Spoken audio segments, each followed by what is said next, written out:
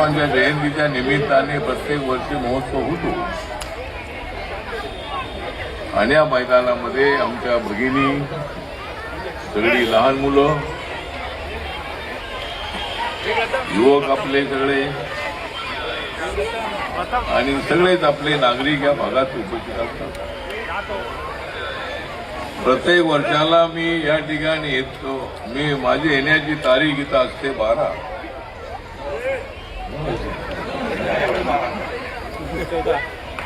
प्रत्येक वेळेला माझी येण्याची तारीख असते 9. पण आज मुद्दाम्याला तारीख दिलेली आहे 12. कारण निवडणुकीमध्ये पक्षाचे राहत नाही त्यांची वाजवणारा मी 12. पक्ष कुणासाठी थांबत नाही. आता मी ठरवलंय की पक्ष चालवायचा असेल तर इमानदार लोकांचा चालवायचा. पक्षासोबत लोकांनी राहिलं पाहिजे. नाही तर आठवले माझा आमचा नेता आहे आणि त्या नेत्यातून ऐकत नाही. या मुलुंडमध्ये आपली जी ताकद आहे ती ताकद ठीक आहे. आम्ही भाजपसोबत होतो,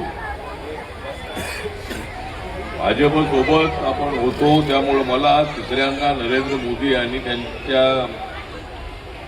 काळामध्ये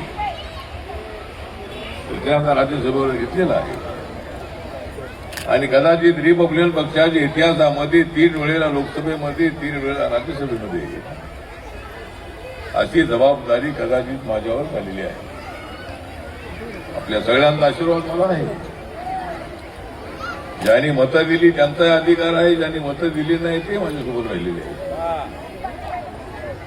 या सर्वांच्या मुळेच मला दिल्लीच्या कट्टापर्यंत पोहोचता आलं. बाबासाहेबांची चळवळ चालवायची असेल तर सॅक्रिफाईस केला पाहिजे. गरिबांना न्याय द्यायचा असेल तर संघर्ष करणं अत्यंत आवश्यक आहे. पण तो संघर्ष आपापसात नव्हे. संघर्ष करायचा आहे. आम्ही संघर्ष केला. त्यानंतरच्या काळामध्ये दुखी झोपडीत राहणाऱ्या माणसांसाठी मोठा संघर्ष केला. अनेक मोर्चे काढले आमच्या काळामध्ये. मराठवाडा विद्यापीठाला बाबासाहेबांचं नाव मिळालंच पाहिजे यासाठी सातत्यानं सगळ्या महाराष्ट्राने फिरलो. महाराष्ट्रभर मी फिरलो, पण राजकारणात मी नाही आलो. गावागावामध्ये कॅन्सरच्या छावण्या स्थापन केल्या. मुंबईसारख्या शहरामध्ये, सगळ्या शहरामध्ये कॅन्सर स्थापन केली. आणि आता जर मुलुंडच्या बंधू भगिनी तुम्हाला सांगतो की आपला पक्ष फार वर गेलेला आहे.